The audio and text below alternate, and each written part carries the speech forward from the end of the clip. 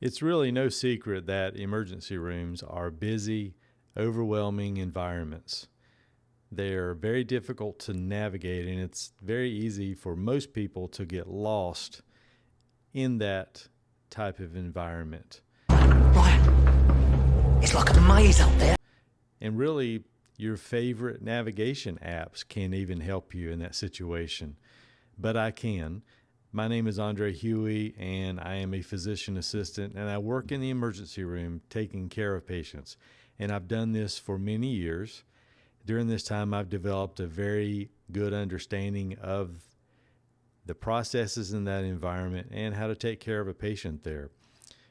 And welcome to my YouTube channel, where I bring you information on topics surrounding the emergency room environment, its processes, and the terminology. And what I'm going to do on this video is to talk you through step by step what a typical emergency room visit is going to look like for you.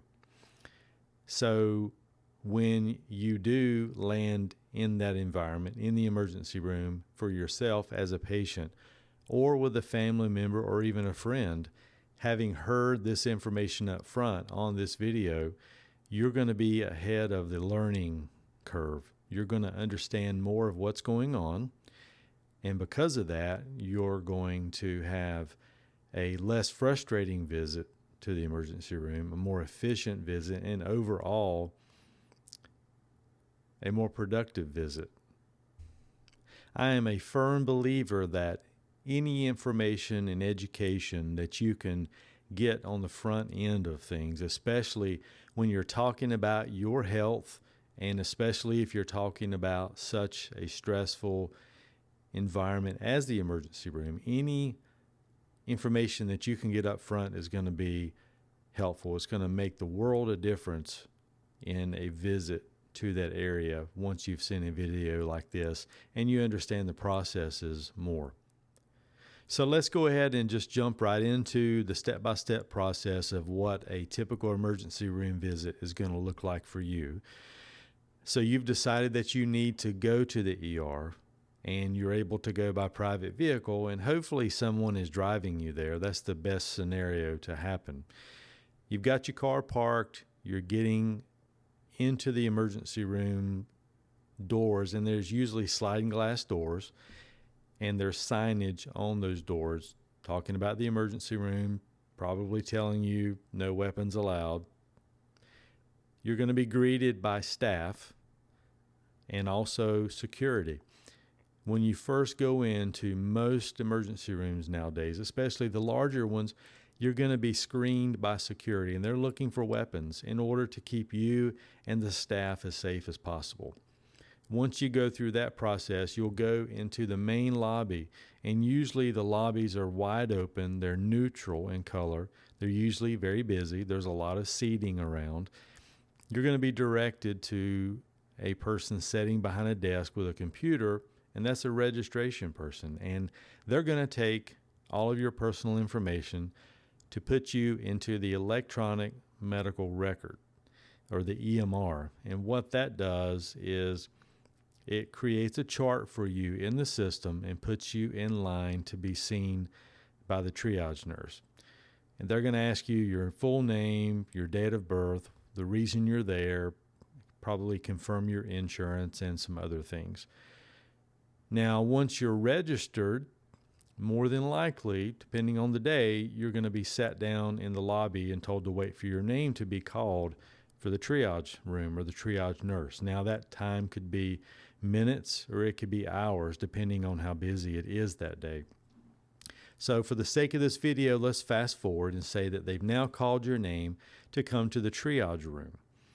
You'll go into the triage room, and in there, you're going to meet a nurse, a registered nurse, who is going to ask you a lot more questions about the reason you're there, your history, your medicines, your allergies. They're going to take your vital signs, and he or she is going to plug all that information into the electronic medical record chart that has been created for you. Also in that room, you're going to probably see either a nursing assistant or an ED tech or a paramedic who's going to be assisting the nurse. If you have chest pain or anything, any symptoms that could be related to your heart, they're probably going to do an EKG to look at your heart tracing and show that to one of the medical providers in the treatment area to make sure that there's nothing acute or emergent that looks like it's going on with your heart. You're also probably going to see in triage a medical provider, which is going to be either a nursing assistant or a physician assistant. I should say, I said a nursing assistant, but a nurse practitioner or a physician assistant, and they're going to do an exam, ask you a few questions, and if it's busy enough, they'll put in some orders, either lab work or imaging orders, to go ahead and get things started for you if you're having to wait in the lobby, and that saves time on the front end as well. So just expect that that could be a possibility. After you're triaged, depending on the urgency of your visit, if you're deemed more critical, then you will go back right away or pretty soon. If you're not, then you'll be put back into the lobby and you'll have to wait to go back to a treatment area. And again, that could be anywhere from minutes to hours, more than likely hours. In most situations, there are wait times in the emergency room.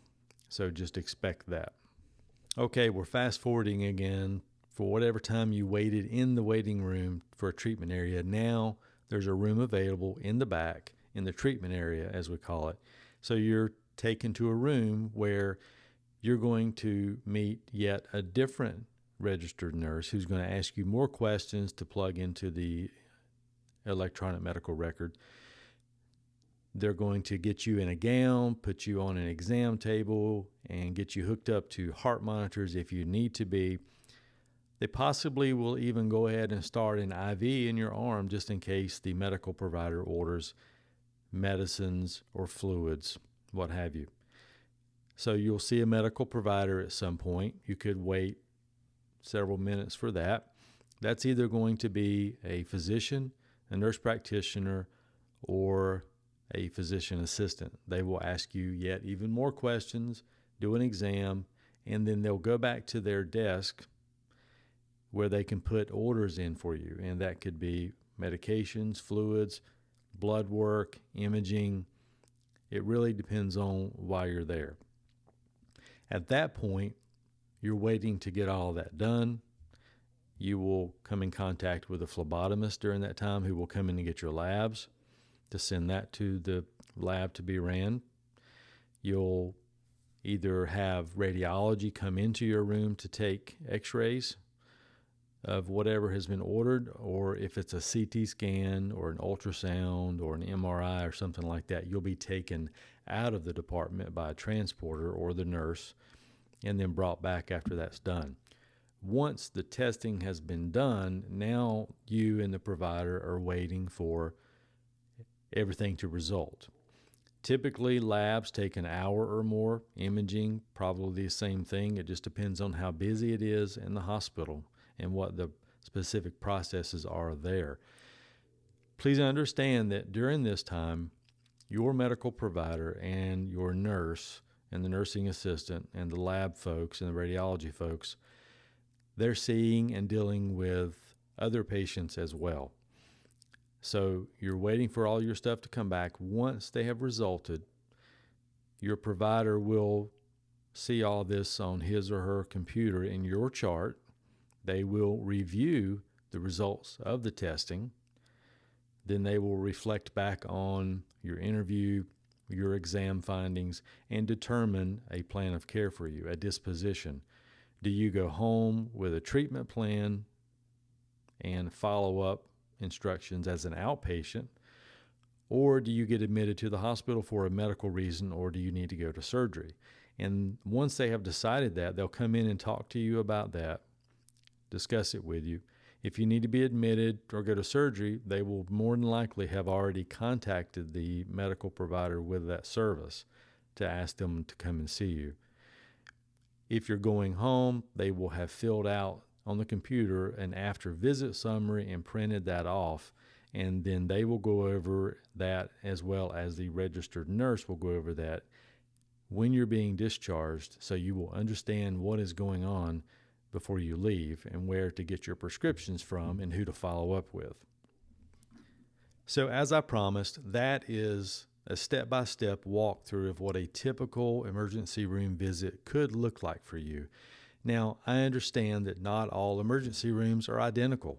They're not 100% the same, but they're very similar across the United States. The processes, the terminology, how you work up patients, the testing, all of that is very similar. The process of deciding whether someone needs to be admitted, go to surgery, or go home. So this information is going to help you no matter what emergency room you're in across the United States, because the processes are so similar.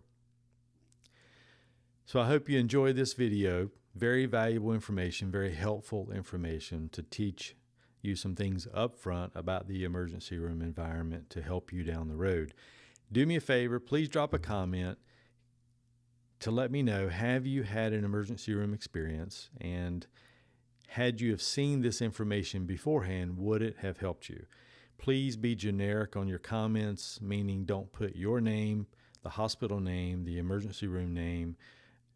Don't put any names of the staff. And I know emergency rooms typically very stressful.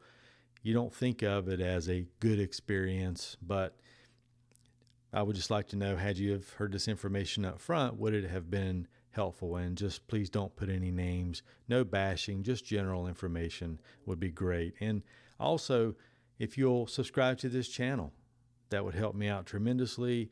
Like and share this video, share it with your family, your friends, and your coworkers, because they too could benefit from this information as well. Have to talk about some disclaimers also really quickly.